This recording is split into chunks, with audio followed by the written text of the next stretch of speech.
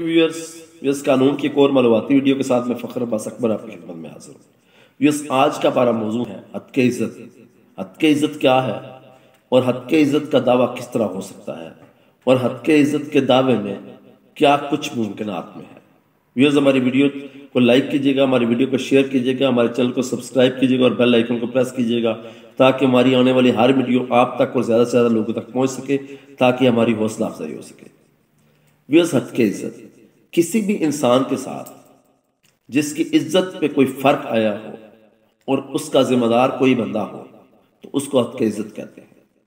मसलन किसी के खिलाफ किसी ने एक गलत FIR कराई और उस गलत FIR में वो इंसान बेगुनाह साबित हो जाता है तो उसकी इज्जत की जो पे फर्क आया है, जो उसकी इज्जत कम हुई है, उसके अगेंस्ट वो हद के इज्जत का दावा कर सकता है।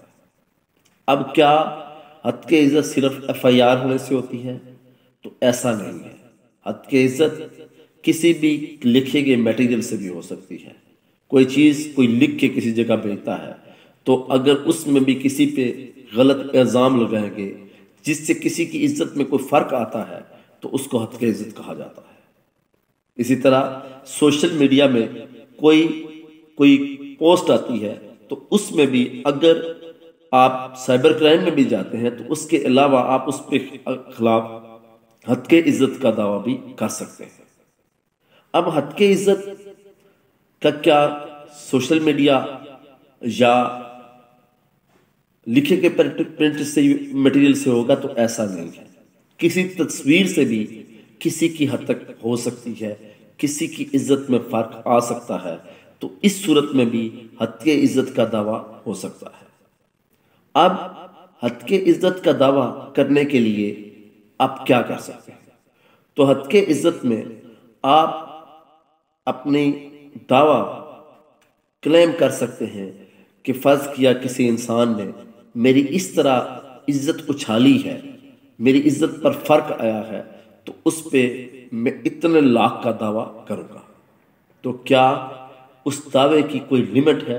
तो हद के इज्जत के दावे की कोई लिमिट नहीं है।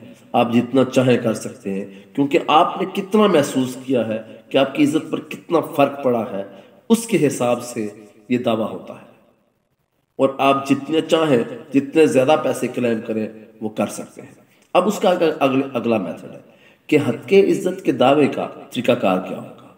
तो आपके पास जो भी मटेरियल है या जो भी विटनेसेस हैं, ये लेके आप एक वकील के पास जाते हैं और अपना लॉयर हायर करते हैं और वो एक नोटिस भेजेगा कि आपने इस फोरम से इस एक्ट से मेरे क्लाइंट की तौहीन हुई है, उसकी हद के उसकी इज्जत पे फर्क आया है, तो इसलिए आप इतना पैसे या इतनी अमाउंट अदा करें, वरना आपके अगेंस्ट सूट फाइल किया जाएगा हद के इज्जत का।